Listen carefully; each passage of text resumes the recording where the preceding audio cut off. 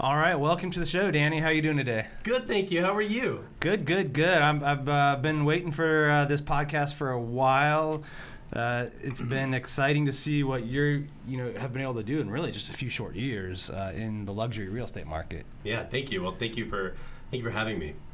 What do you think has been key to breaking into such a, I think sometimes people would say exclusive market, or it's hard for new agents to get big dollar listings, and you've crushed it. How have you done that? I think there's a lot of bad advice given just as much as there's good advice given, and I think if I had listened to a lot of folks who kind of came before me, lots of respect, of course, on many levels, but I think most people typically prescribe advice that they themselves received or practiced in their life that got them to a certain point.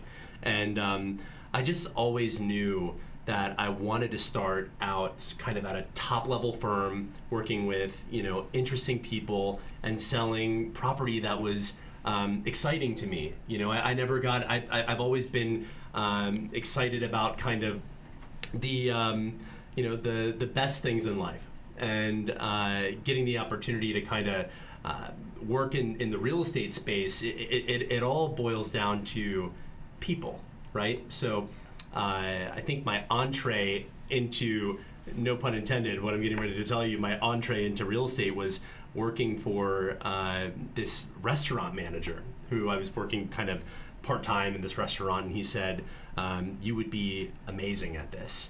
And I got my first referral from somebody who used to be a regular that used to come into the restaurant, and it was $2.5 million. And how long ago was this? This was 8 years ago. How many? 8. Okay.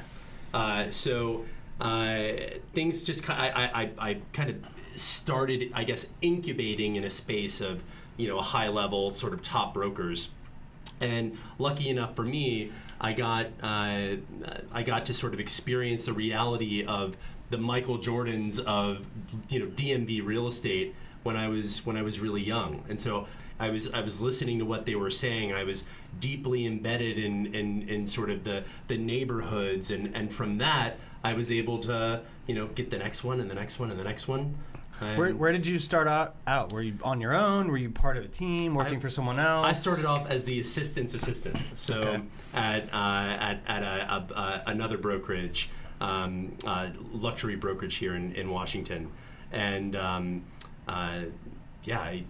that's kind of how I got my foot in the door. They're a very conservative firm. I was told that I wasn't going to be a real estate agent there for 5 to 7 years. I had to go through their mentee program, and that's how I started. And then I ended up meeting another great agent who was a wonderful mentor of mine, and then eventually started my own team. Okay, and how long was that period from you get your license or start working in one firm as an assistant to the assistant, then how long till you went out and started on your own? Well, I guess I started my career in real estate 8 years ago. Okay. I didn't get licensed until probably 6 years ago. And I started my own team and branched out on my own 3 years ago. So Heider, my practice group, was founded 4 years ago. I have to look back and do the math. 4 years ago. Yeah. And what was it like back then? Because now, people see you on TikTok. They see, was it Washingtonian magazine you were in recently? Yeah, you're in magazines. What was it like back then? How did you get the start? How did you go out and start building a brand, getting clients? What it was like back then was, working for someone else. I think I was just excited to be in the room. I was just excited to be at a great firm, learning from great people, and thinking back to what I did as my job roles and responsibilities versus what they are today have shifted completely. I was wearing a full suit and tie, at 6, 7:30 in the morning, walking my then boss's dogs, his 2 labs around the block, picking up dry cleaning, making, phone calls on his behalf. And I think the big difference between me and a lot of folks that were in that position is that I was really excited to be there. I felt like I was just sort of ramping up. And so I just started to figure out ways that I could add the most amount of value. In the beginning, when I didn't have a lot of clients, it was to my firm, it was to my boss, it was to the person the organization that I was working with. And I have a saying in my team, which is, become indispensable. Do whatever you have to do to become indispensable, and that's how you get your leverage, right? That's how you get your raise. That's how you get your next opportunity. That's how you get the staying power and sort of the accelerated path to making things happen. And what for you, starting off, you're young, maybe don't have a ton of experience yet in the industry. How did you go out and convince people with, $1 million, $2 million, more than that even, properties? How did you convince them when you were starting out that you could get the job done? I don't think it was a matter of convincing them. I think it was a matter of because everything that I have built has been predicated on existing relationships. I feel like the Washingtonian magazine article and maybe even this, there's this perception that because I have, almost 3 million followers on TikTok and 100,000 followers close to on Instagram, that my business was built on social media, which is not the case. I didn't have a TikTok account even 14 months ago. It didn't exist. I didn't have an Instagram So TikTok account. in just a year, went from starting up to almost 3 million or something. Yeah, we're at insane. 2.6. Yeah. We're almost at 2.7.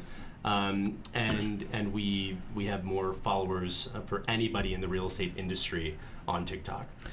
And you're saying you built up a great business before that, and then just have been able to use that to leverage and let people know. I think and it wasn't that you became because you're right. You look at the Washingtonian and the way that article's written, it looks like you made a bunch of TikToks and all of a sudden clients are coming in. The media has their storyline, right. And they had their storyline with me, and they they interviewed me for 2 months, and they omitted a lot of things that would have been really rich and I think flavorful to add into that to give a lot of contextual understanding to the people reading it.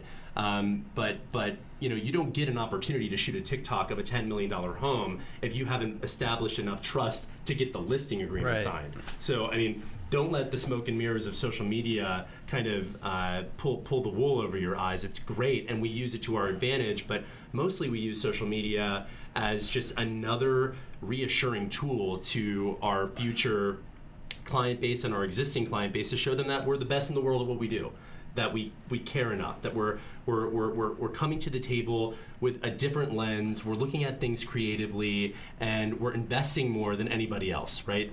My business is not and I said this in the article, I'm not for everyone, right? And I think as we kind of continue to grow and expand, I'm really thinking about that a lot. Right? Who are we for? Who do I want to deploy this creative energy and the type of service and the type of acumen that we bring to the table with? And that the answer to that is not everyone. So right, and I think that's great to recognize that. People have trouble admitting that, and I think your marketing, your messaging, it should attract people that want to work with you, and if they're the type of person that doesn't want to work with you, it should actually serve to repel them away. Well, sure, and the thing is that, I've been the beneficiary of a lot of great contrast in my life, right? I've had not a lot of money, and I've made good money. I've had no team, and I have a great team. I've had big ups and downs, like everyone, right? Like I'm sure you have, and I think the thing that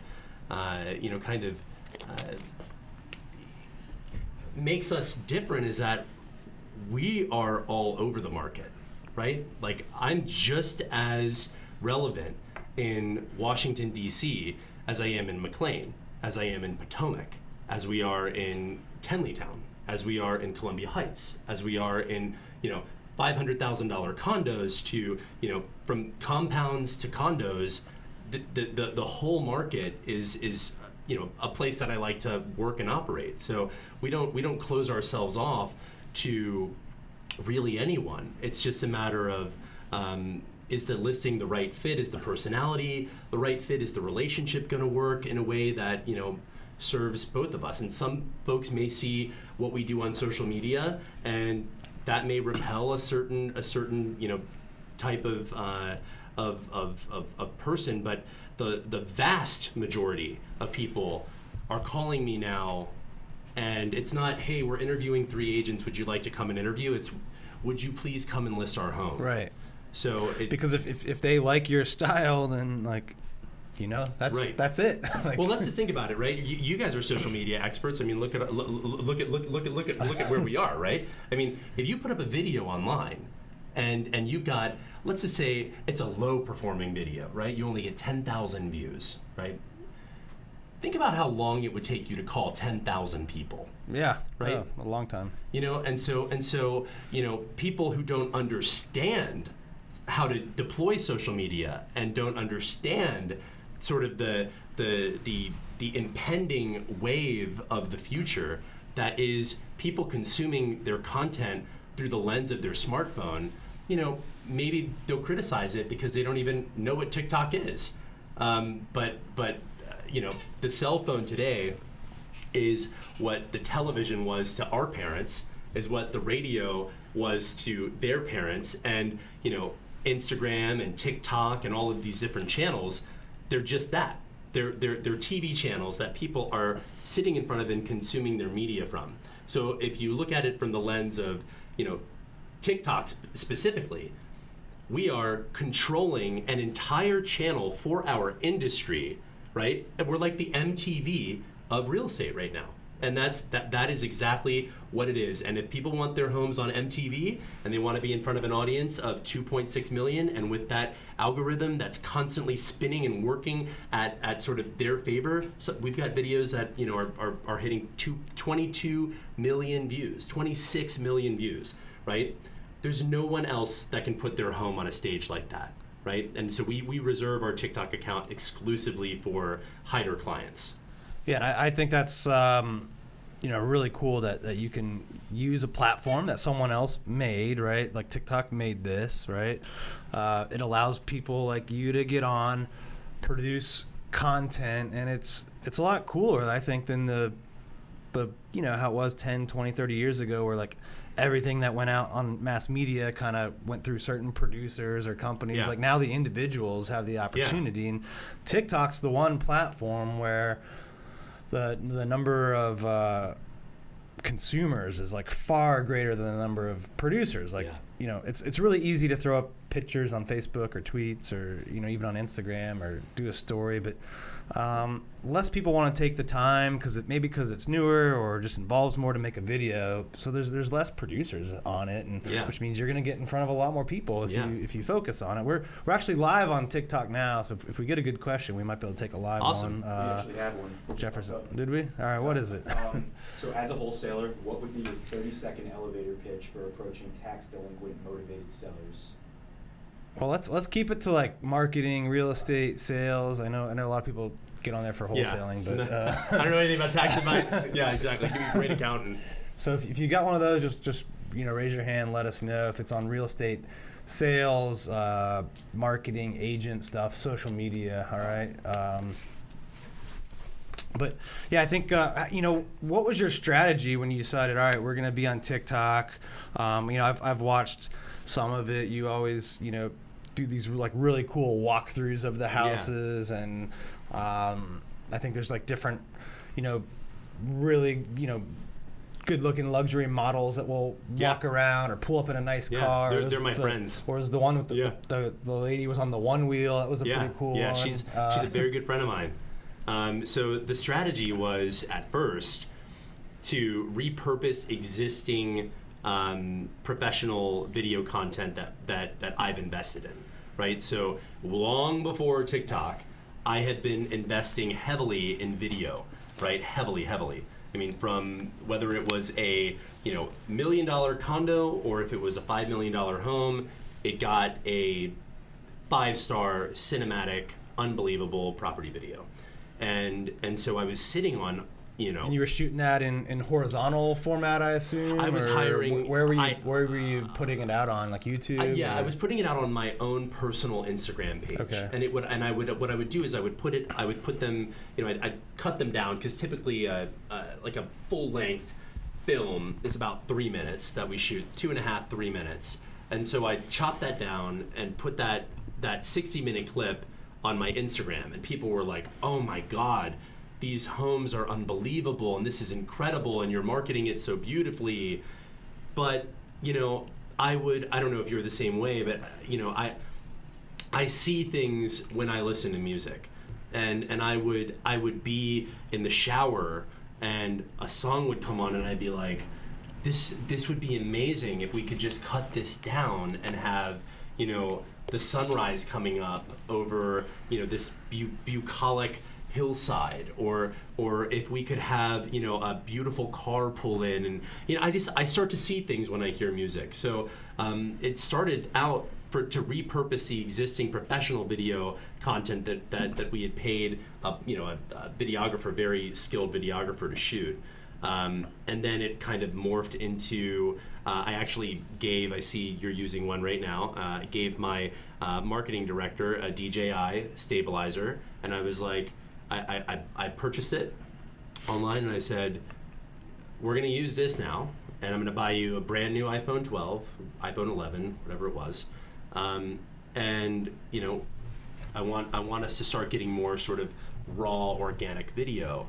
And then ideas just started spurring. The first model that I used was my friend Rebecca, who I used to work at a clothing store with when I was a teenager. And I was like, you're beautiful, you're smart, you're funny, you've got a great personality, you clearly have amazing style. Let's do some fun social media stuff. And she was like, awesome. And she was the first model that I had. But we just keep trying to present homes in the most interesting, entertaining light. I mean, look at what real estate has done for you, right? I mean, this is the world of HGTV and $1 million listing and DIY, and you've got thousands of people that are following your advice and thousands of people that are glued into your content, because the attention is on real estate and the attention is on social media. And why not capitalize on that? Why not showcase a property in a way that no one else is doing, right? I mean, I was looking at all of these horrible virtual tours, horrible photos, horrible copy, and thinking to myself, a real estate agent was hired and paid a lot of money, 6% for that. I mean, and in certain instances, they were paid hundreds and hundreds and hundreds of thousands of dollars to market a home for blurry photos to like horrible stock music that had no thought, and you read the copy and it was like 3BR, 3B, TH, like abbreviations. Like, people deserve more than that. And so my style is in the details. My passion comes through in the details. The things that our clients are known for are being scrupulous and looking at things that matter. You're not going to see, and if you go on danielheider.com and you look at all of our listings, read the copy for each one of them. Take each virtual tour. Watch the videos. The details matter to us greatly. And the way that we present people's most important asset is, it's not only a lot of fun, but it's the way of the future. And well, I think just from learning more about you built your business through networking, through relationships, and showing care for people, asking how I can create value, become indispensable to this person, and it carries through to what you're doing on social media now. Yeah, well, I think you operate on your own standards, right? You operate on your standards, I operate on my standards, and I believe that you are who you show people you are, especially today. right? Through the lens of social media, if I had never heard of you before and I inputted your name into Google, what content I consume about you is who you are to me. So, we are, we're taking that seriously. And the first showing is really the showing that people are looking at online, right? That's the real truth of it. So if the online collateral isn't great, chances are you're not going to have a ton of people show up. And we just want to optimize and make sure that our clients aren't leaving anything on the table. Is it helping your clients, and do you have specific examples where you did this amazing video on TikTok and then we got tons, and then now the buyer comes from that, or totally. or they hear back from that, or I have a phenomenal listing actually. My firm, TTR Sotheby's, posted it on their social media today on Instagram. It's the exclusive property of the day, and there's a gull wing McLaren in the front of it, and it's on the water, and it's in Annapolis, and it's beautiful. That came from TikTok. I got a call from that seller, and he said, I want you to come list my house. It wasn't, I'd like to talk to you about listing my house. It was, I want you to come and list my house. And it's the most beautiful home in that area, bar none. That's an example. I've had calls from people in Potomac, Maryland, whose children say, Mom, if you buy real estate, like they know that their parents are getting ready to make a transaction, and they'll say, you have to call this guy. And wow. They do. Yeah, I was at my dermatologist a couple weeks ago and sitting back in the chair getting my face lasered. And she said, do you still have that penthouse available at Westlight? And I'm thinking to myself, Dr. Porter, I don't even think I've discussed my career with you. Like, how did you even know I was in real estate? Well, my daughter showed me a TikTok of this fabulous unit because I'm thinking about downsizing, and I thought about it. So, look, people all around the world are seeing our listings, all around the world. I showed a property, the former estate of Mike Tyson over the weekend. He learned about it on TikTok. He found it on TikTok. So it is relevant. And look, I feel like a lot of people aren't on it yet because they think that it's for like children, right? And that may be the truth. There may be a lot of people who are. They'll get older though. Yeah, they'll get older. Yeah, they'll get older. They'll get older. It's the truth in some respects, but it's no different than Instagram or Facebook. Right. Remember when your grandmother was like, your mom was like, that's for kids. Like, I'm not going to be on that. Well, Facebook started off just, you had to be like, have a college email or something to sign up when it first came out. Well, now it's so funny because, everybody's grandparents are on Facebook and on Instagram. So the same thing is happening with TikTok. It's just that it's a new way to consume, entertaining and informative content. How else is it changed your life? The focus on TikTok and making really great content on social media. How else is it kind of, because it's more and more people know about you, hear about you. The attention, right? I mean, it's the hardest part of, I guess, being a TikTok star is all of the messages that we get. And I say the hardest part because a part of my purpose, I identify with you in really helping people and furthering people. I believe in real estate. I believe in this being sort of the gladiator entrepreneurship sport, right? Because we don't have a guarantee that we're getting paid at the end of the day. We're not doctors and lawyers. The clock doesn't start ticking when you take my time or your time. We only benefit at the end of the day when there's a successful transaction that's occurred, right? And so I love to connect with people. I love to talk to people. I love to help people who are like me. I felt like, and we didn't really touch on this too much in kind of the beginning of my life, but I didn't know what I was doing when I got into real estate, like so many. But I knew that I wanted to be I wanted to feel important. I wanted to be a part of an industry that, was that would kind of give me the life that I have now. And I try to give that back to as many people as I can possibly, whenever I have the opportunity.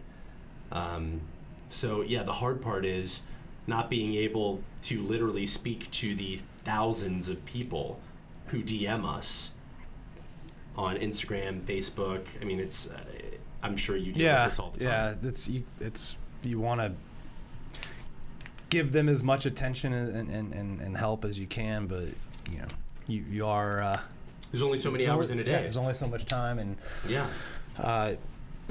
only so much you can do. And I'm a functioning real estate agent. Like, guys, I show my own listings. I do. If you show up to one of my listings, I'm going to be the person that's opening the door for you. I haven't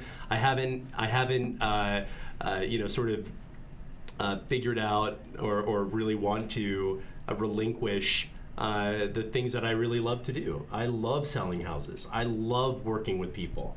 I love grooming my team. I love getting in the weeds of the marketing. How's your team organized now? We haven't hit on that, but how have you structured it? Who are you? What types of people are you looking to bring on? Yeah, so I've got 7 people, myself included, and we're very sort of service focused. So we've got 3 sales folks, and then the rest of the team is all specialized. So supporting I've got marketing roles. Marketing director who's absolutely fabulous, personal assistant, my managing partner, Justin DeFranco, who is the best transaction manager, logistics operator, I think, in the world. And so the next iteration of my business is coming. I've just hired a COO who is not formally in the real estate space, but she is in the luxury services space. And she'll be coming on to help me expand and control and sort of solidify the scaffolding that we're continuously building. And you guys, just to remind everyone, how much volume did you guys sell last year, and what do you think you'll do this year? We did 150,888 last year. 155. Did I hear that right? 150,888,000. 150 million. And then in 2020. 2020, we've already done 100 million. So clearly, you're on path to beat last year by a decent amount. We are. A pretty good chunk. Yeah. I'm aiming for 300. If that doesn't happen, I think we'll still be okay. But yeah, I look at these mass mega teams of people of 19 people and 20 people on a team, and and they're boasting $100 million sold, right? And for me, I don't know. I think that so much can be done with one person. So much can be done if you're really pouring into them and giving them the resources that they need, and they're really after it and they really want it. So I hope that when I'm at the point of having 10 or 20 people on my team, that we're doing $1 billion in sales annually, right? That's my goal. Awesome, and all luxury focus, right? Yes. How has the attention and the speed at which you've built your career? I'm sure it's had to have kind of upset the old guard, or have you had pushback on that? Of course. All the time. And look, there's a part of me that understands it. I'm not mad about it, because I understand that when you see someone who's really talented or really passionate or really good at what they do, most people either see it and go, wow, I'm inspired by that guy is amazing.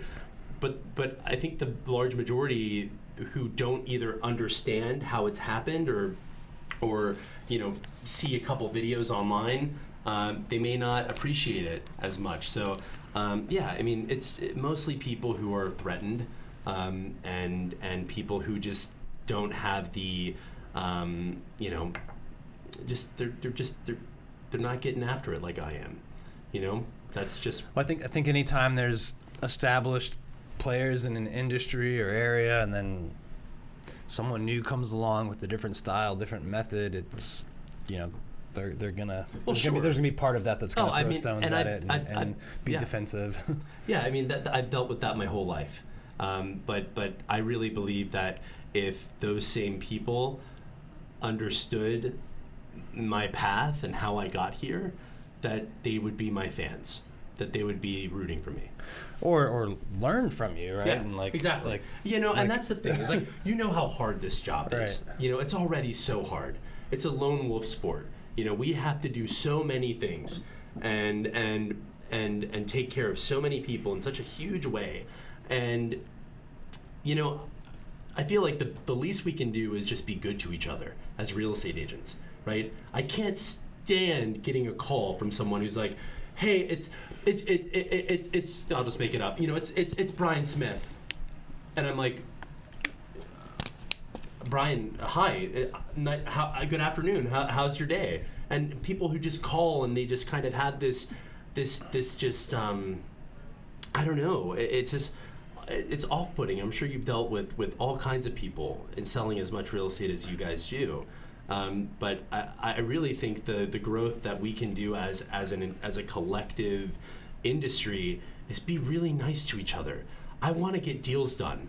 I want to be good to everyone. I really genuinely do. I don't look at people who sell more real estate than me and think, ugh, you know, like how I can't, they don't deserve that. I know how hard it is to do what I do. And so when someone is selling more real estate than me, I think to myself, that is unbelievable. I look at these guys like, you know, Frederick Eklund and these big mega agents, and I think to myself, that is the most amazing thing ever, that they have figured out how to do that at scale, right? So yeah, there's always going to be people that have their opinion of me, and dinosaurs that just don't know what TikTok is and want to criticize me or say that, you know, if real estate is going the way of Daniel Heider, then they want to move to LA. They think it's too LA. Well, I have news for you. It's changing, and this is the future. So you better download TikTok. You start those videos now, because this is the future. This is the future. Well, and TikTok's, they've stayed at number 1 or 2 or 3 spot on downloads for a while now. It's been a few years. Like I don't think it's going anywhere. No, and it's not just TikTok. That's the thing. It's just that the attention right now is on TikTok. The global attention is on TikTok. So, you know, at the end of the day, we're always committed to going to where the attention is. You know? Yeah, it could shift. It could be Triller or some anything improved version of Clubhouse. I think that's probably dying off now, but maybe some other new version of it. I love Clubhouse. I think Clubhouse is great because it allows you to kind of, you know, just have raw conversation with people, unscripted conversation. No, I think it's a very interesting platform. I definitely got on there and used it. They've kind of hit a growth. You know, they were on such a growth earlier this year. Like I think in February they had like 22 million downloads, and then last month it was only like 900,000. So I think there's some tweaking they need to do, or at least open it up to Google and Android users. Yeah. But I think we got a question. That was actually one of the questions. What do you think the future of Clubhouse is?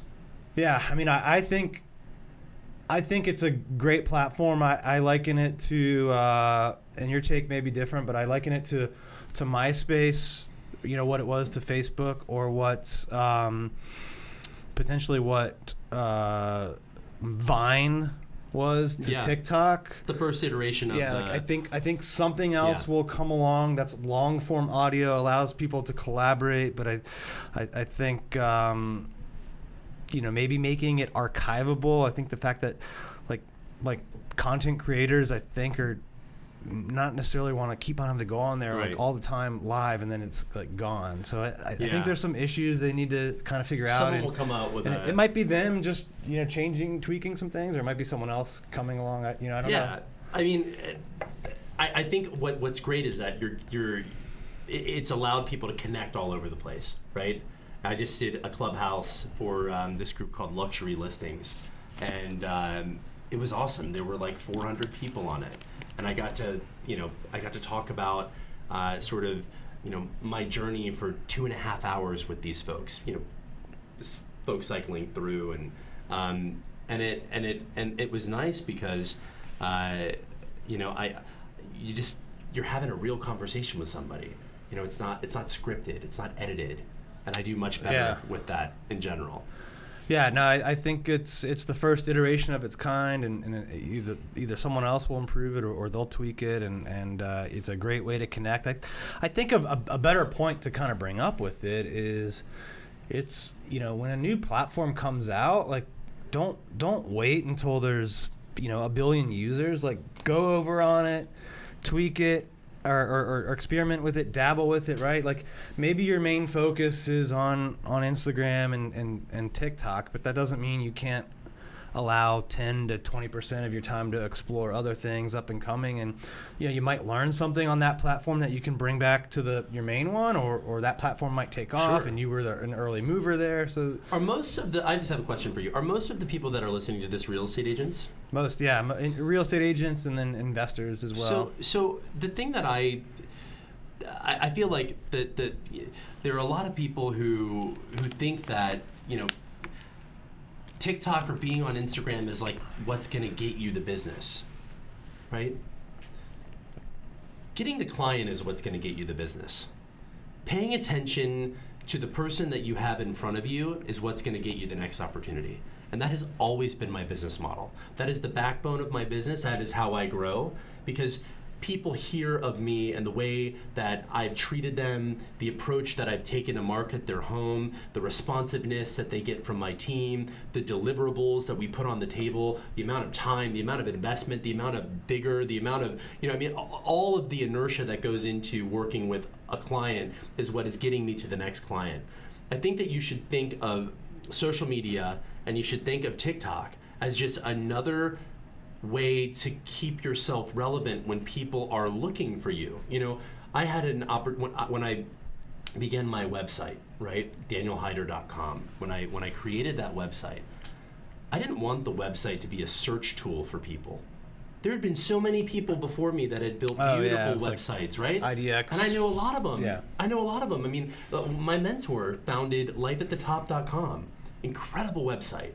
So much rich content. I mean, I watched how that's how like much all I remember that one. I think it's like all the penthouse condos in the DC area. Yeah, it's beautiful. But what I found is that anybody can go on a search engine and look around and then not use that agent. Right.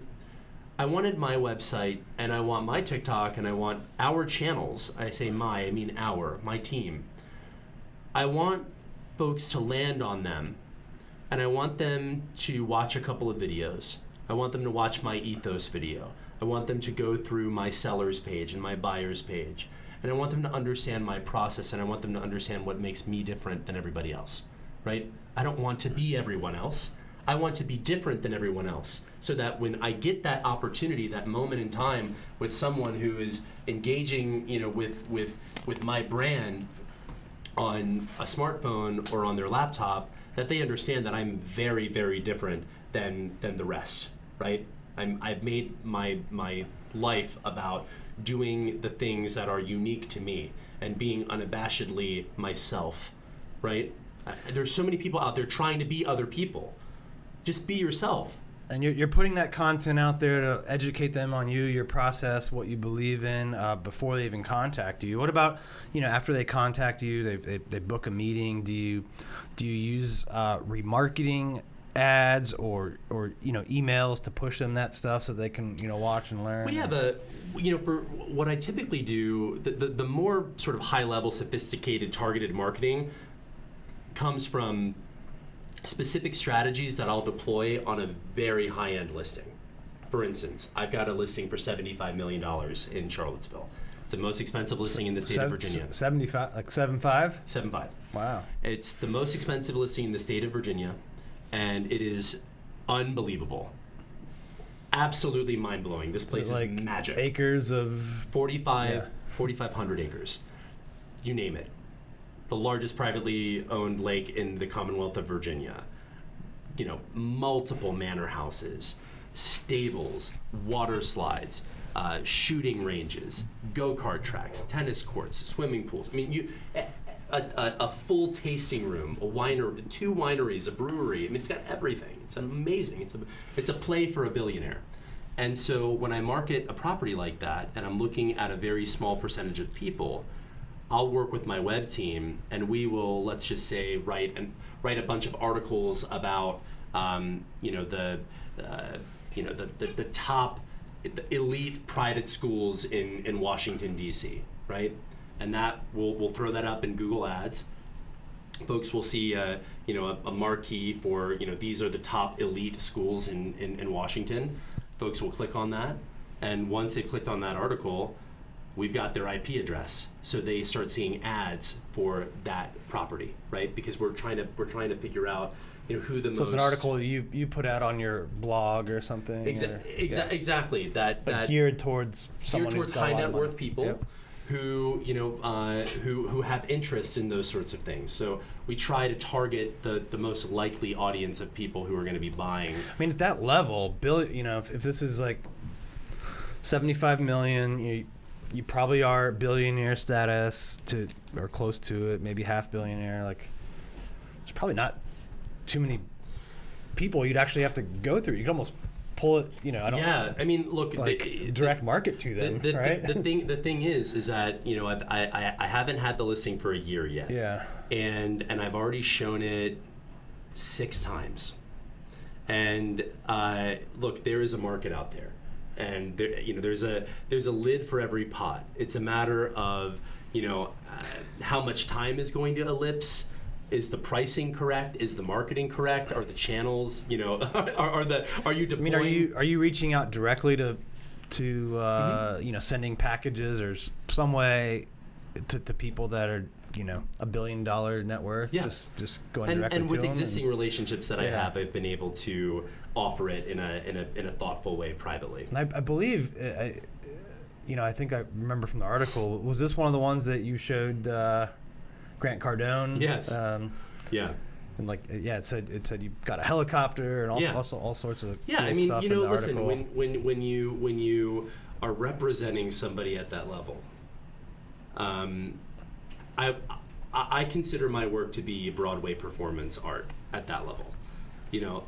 Rehearsing, studying, understanding everything that I can possibly know, making sure that everything is choreographed. When you're showing a property that large, I mean, it takes hours to show it. Right. So figuring, I mean, I remember going myself the night before to all of these different specialty stores and buying, for his family who we hosted overnight, and buying like a huge tin of, Virginia peanuts and chocolates from local Virginia places, and so that he and his family would get into would retire at the end of the day and be greeted with a huge wicker basket filled with, everything from the state of Virginia to welcome them properly.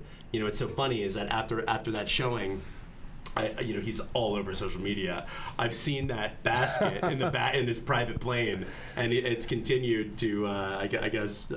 It lived a lot longer. He's got a nice new helicopter himself. Actually, he had just purchased that helicopter when I showed him the property. I chartered the helicopter, and we touched down right next to his private plane. And I got out of the helicopter and I met him and his family and his daughter and Ryan Secco, and they got into the chopper, and they were telling me all about the helicopter that they had just purchased, which is pretty luxurious. Yeah, I think it was like a $13 million. It's massive. Helicopter. It's like a huge executive chopper. And it looks like a boardroom on the inside of it. Yeah, exactly. It's pretty that's cool. very Grant Cardone. I mean, he's the man. Yeah, he spoke at the first event we ever did about 2.5 years ago. We hired him to come up, and he flew his jet into Manassas, I think. Cool. And, yeah. So we've done a few things with him. Really. He's got unbelievable energy. Yeah, really great guy on social media, doing big things in real estate. So it'd be cool if he got a big spread in Virginia. It would. I think unfortunately the time of year, he came in the dead of winter, And I really wish that he would have had the opportunity to see it in its glory right now. I think he wants. I saw him tweet or maybe on Instagram talk about how he wants a big buffalo ranch preserve someday to have a bunch of. He's looking at some cool stuff. So maybe if you can get buffaloes on it. I'll bring in Grant. If you're listening to this, I got all the buffaloes you want. I'll make sure that they're all at Mount Ida Reserve for you. Well, I'm sure you've got some cool stories just with the type of listings you have, and it's really just cool to see what you've worked so hard for, come to fruition like this. Thank you. Do you ever kind of like pinch yourself and like, man, is this real or every day? What's next? Yeah, every single day. I don't take any of it for granted, and then I constantly remind my team, and I constantly remind people around me, and even my clients who I've developed incredible relationships with. I mean, 8 years ago I was serving people omelets and coffee, and today, and I remember, as a matter of fact, when I went to interview for my first assistant role at this company, I remember going to Nordstrom and buying a pair of shoes they were $215. They were Allen Edmonds Park Avenue shoes, lace-up shoes, and I could not afford them. So I bought them, and then I went to the job interview, and then I returned them right after the job, right after the interview. And I just have to say, I love real estate so much because it's so diverse. And there are so many people who have been, it kind of reiterated themselves into a real estate agent, but they've done other things. They've been lawyers, they've been doctors, they've been, whatever, cab drivers. They've done other things, and I feel like, it's a really challenging thing to break into in general, luxury or not luxury, to get somebody to entrust life's, greatest asset in your hands is a big deal. And so, every single day, I don't take my job for granted. Every day I try to remind myself that, we're only as good as our last client, and try to keep close to my heart where I came from. Yeah, I think that's a good perspective, and to just have gratitude, and then, also to really be thankful for the profession. Like it is hard to break into, but that being said, anyone can do it, right? If you're consistent, if you're persistent, anyone can do it. I think that's one of the beautiful things about real estate. It's been super inspiring to hear you come on, tell your story, and share with us. Thank you so much. Before we wrap up, I always like to do a HyperFast round if you're ready for some quick questions and answers here. By the way, I had no idea I was coming into this like Tony Robbins situation. I wore a cashmere sweater. I'm so hot. Got the lights going. Good Lord. Well, we haven't done a ton in here in the last year with the pandemic. We've been doing more of these on Zoom. Unfortunately, it's always more fun to be live in person and all that good stuff. If I knew that I was coming for a Hollywood shoot, I would have brought my makeup artist with me. I'm just kidding. Oh, we can do a round two. We can maybe after you sell the $75 million place, we can have you back to tell the story. Well, you won't be able to find me because I'll be gone. I will have evaporated, and I'm just kidding. No, I'll still be here. I promise. I'm not going anywhere. All right, on to the HyperFast round. What's your biggest piece of advice to a new real estate agent?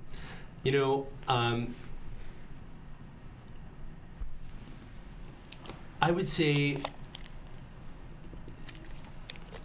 become indispensable. There are so many folks that look at every other real estate agent like me or like you or like other folks in our industry, and they want to be so bad, them. Or they want to have an Instagram that's like, the hot Instagram page, or they want to be attractive in that way. And I would say that this is all about HyperFast, right? Doing it fast, getting it done quickly. What you got to do is you have to be more studied, You have to know the data more.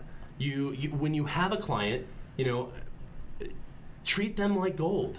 That one client that you have, if it's a $500,000 condo, or if it's a $250,000 condo, go to get online. If you're showing a buyer something and they're looking at 6 properties, go online and study every single thing that you can about those 6 buildings, about those 6 units. Make sure that you dress well. Make sure that your car is washed. Make sure that you understand the nuances in the real estate contract. Make sure that you're leading them. Make sure that you're taking time to print out beautiful, showing packets for them. If you've got all this time on your hand and you're just starting out, then why not put all of your time into the one person that's giving you the first opportunity, and then spawn another, and then another, and then another, and another, and another, right? I mean, that's what it boils down to, is treating people really, really well. And a second part to that advice is the smoke and mirrors of Instagram and social media is not the truth. You're going to become a mega agent by treating people really, really well and being great at what you do. You don't get this kind of trust if you're not. So spend your time in serving people. That's what I would say. All right. Great advice. What would you tell an experienced agent if you could tell them one thing?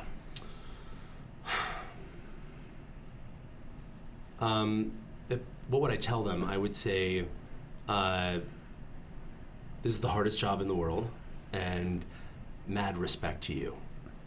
Mad respect. That's what I would say. What's the biggest challenge you've ever had in business, and how did you overcome it, or what did you learn from it?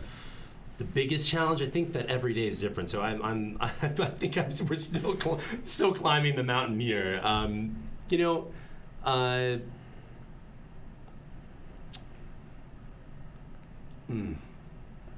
My biggest challenge in business, overextending myself, worrying. I don't know if anybody out there resonates with this, but I'm very empathic, and I take on the anxiety and the stress of my clients, right? And so, I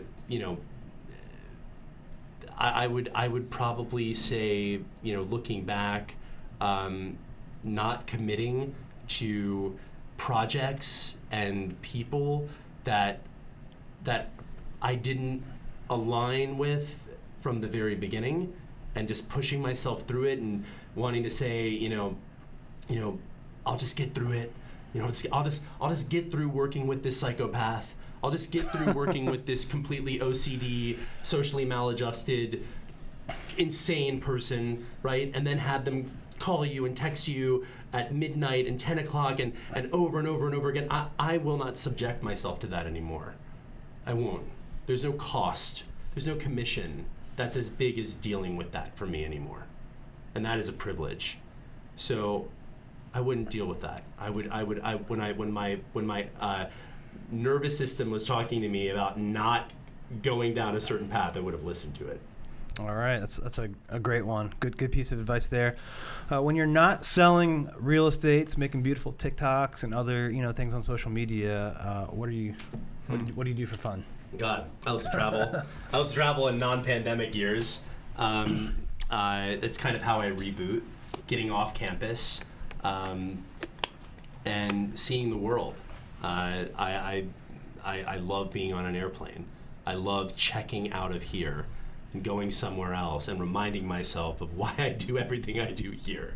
Kind of like you. You get out of here, you go to Florida, and you're like, you're in your zone. I've seen those videos of you on your boat. You're inspired. You're there. You're reminded of why you do this, why you work so hard. You've got a beautiful family, and I feel like getting out a little bit helps me just kind of recalibrate.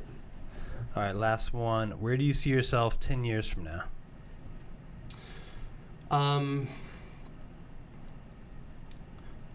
I see myself operating in multiple jurisdictions, not just DC, Maryland, and Virginia. I see Florida in my future. It's a lot of luxury homes down there, for sure. Yeah, and I have a lot of friends there. I have a lot of friends, and I like it there. I like spending time there, and I see myself at the head of an organization that is doing the lion's share of the luxury sort of real estate services here in DC, Maryland, and Virginia. Awesome. Well, that'll be exciting to watch as you go down that path and make that happen. Thank you for being on the show today. I know our listeners out there, whether they're on the podcast or YouTube watching, gotten a ton of value out from hearing your story. If people want to connect with you about anything or follow you on social media, what are the best ways for them to do that? TikTok, go to @Heider_real estate. It's HEIDER. Same for Instagram. And then my personal account is all linked to that. So all right. Find me. If you just type in Daniel Heider, I'm sure you can find me. Look for Daniel Heider on social media, on the internet. This has been amazing. Thank you so much for everyone out there listening and watching. Let us know what you liked, what you didn't. There's probably not much of that for this episode. Hit the subscribe button and share this with people that would benefit from it. We'll see you next time. Thank you for tuning in to this episode of the HyperFast Show. Subscribe to us if you want to make sure you get the latest and greatest HyperFast shows. And remember, we love reviews. Reviews help us bring better and better guests and improve our shows. So give us the good, the bad, and the ugly. We hope you enjoyed the show, and we will see you next time.